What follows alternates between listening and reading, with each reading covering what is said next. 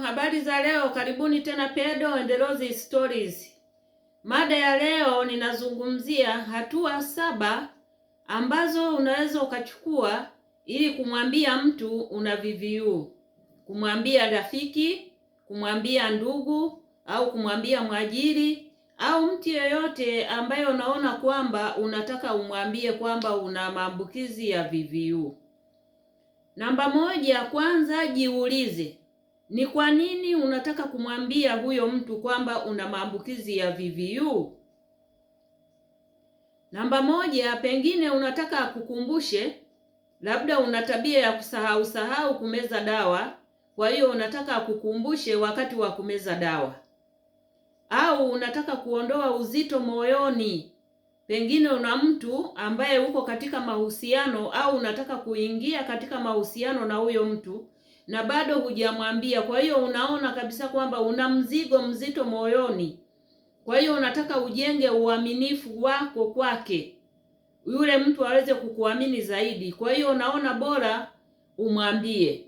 Hayo yote ni lazima ujiulize, ni kwa nini unataka kumwambia mtu au watu, ndugu au rafiki, kwamba una maambukizi ya VVU, HIV.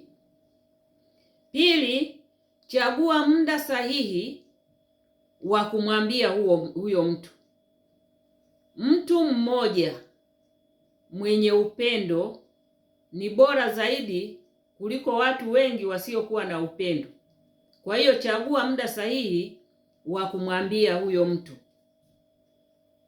Namba 3, jitayarishe kabla ya mazungumzo. Yaani kabla ya mazungumzo ya kuanza kumwambia huyo mtu unayetaka kumwambia, ujitayarishe na mazungumzo. Hakikisha una muda wa kutosha kuzungumza naye, kwa sababu kuna maswali pengine atataka kukuuliza. Usiwe tu na ile haraka, mimi nakwenda. Hapana. Alafu hakikisha kwamba uko mahali pazuri pa kuzungumza naye, mahali ambapo ni salama, mahali penye uwazi, mahali ambapo pana faragha, hakuna watu wanaowasikiliza au watakaowasikia au watakaowabuguzi wakati mko kwenye mazungumzo. Jua unachotaka kusema. Yaani ujue unachotaka kumwambia huyo mtu. Sio unataka kumwambia jambo halafu unaanza bla unashindwa kumwambia. Jua unachotaka kusema na ujue ni kwa nini unataka kumwambia. Ndio maana hapo mwanzo nimesema jiulize ni kwa nini unataka kumwambia mtu.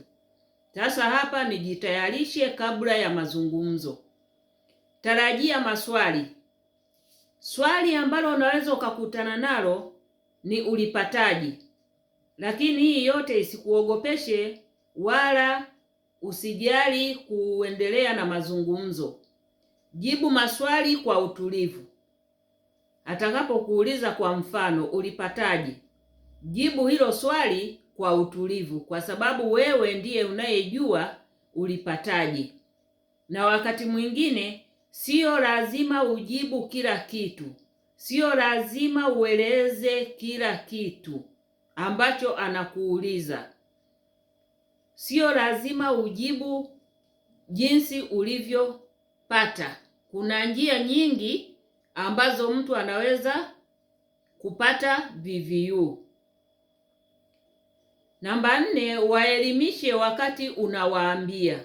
Huyo mtu muelimishe. Ndio maana hapo nyuma nimesema kwamba jitayarishe kabla ya mazungumzo. Kwa hiyo lazima ujitayarishe, ujue VVU ni kitu gani, yaani HIV ni kitu gani, inaambukizwaje, ulipataje, kabla ya mazungumzo, ili uweze kuwaelimisha huyo mtu unayemkwenda kumwambia, kwa sababu pengine ni mtu ambaye hana knowledge kabisa kuhusu HIV au VVU. Kwa hiyo lazima ujipange kwa ajili ya kumwelimisha. Usimwambie mtu mwingine. Alafu waambie kabisa kwamba uko kwenye matibabu, na kama uko U is equal to U, waambie kabisa uko undetectable na untransmittable, huwezi kuambukiza mtu yeyote yule. Namba 5, wape muda wa kuelewa. kama siku moja au siku mbili, unaona, ili waweze kuelewa, kwa sababu mwingine unaweza ukadisclose ukamwelezea, alafu asikujibu kitu chochote, akakaa kimya, akakuuliza tu umemaliza? Ndio nimemaliza. Ambia haya, asante, basi mkaachana pale. Mpe muda wa siku moja au siku mbili atafakari. Anapokaa kimya haimaanishi anakuchukia. Hicho lazima uelewe, kwa sababu mwingine anaweza kuwa ameshtuka, unaona, mwingine anaweza akalia. Badala ya wewe kulia, unaweza kujikuta yule unayemwambia analia, anafikiria labda umeshamwambukiza, au anafikiria we ni ndugu yake, kwa hiyo unasubiria kufa, unaona. Kwa hiyo kukaa kimya sio kwamba umekataliwa au kwamba unachukiwa, hapana, ni mtu anatafakari. Alafu namba 6, jikinge na unyanyapaa. Unyanyapaa, ujikinge na ubaguzi. Mwenye ujinga wake sio kosa lako. Ondoka kwenye mazungumzo hayo. Ukimwona mtu ana mazungumzo ya kukunyanyapaa, yaani unamwelezea kuhusu hali yako kwamba unaishi na maambukizi ya VVU, alafu unamuona kabisa katika mazungumzo yake tayari moja kwa moja anaanza kukunyanyapaa pale, ondoka katika hayo mazungumzo, usiendelee nayo. Zungumza na mshauri wa kliniki ili uende naye, basi mshauri wa kliniki aweze kumwelimisha vizuri zaidi. Namba 7, una haja ya kusema kila kitu. Nimeshazungumza hapo. Mfano, ulipataje? Una haja ya kusema kila kitu. Kwa hiyo hii ndo mada ya leo, jinsi ya kumwambia mtu kwamba una maambukizi ya virusi. Jiulize ni kwa nini unataka kumwambia.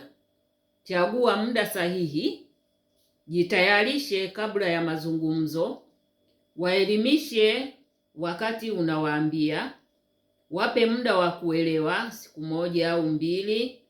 Jikinge na unyanyapaa, una haja ya kusema kila kitu. Asanteni sana kwa kunisikiliza. Msisahau kulike, kushare video hii, kucomment, niulizeni swali kwenye comments nami nitarejea kuwapa jibu. Alafu kama hujasubscribe usisahau kusubscribe. Asanteni sana.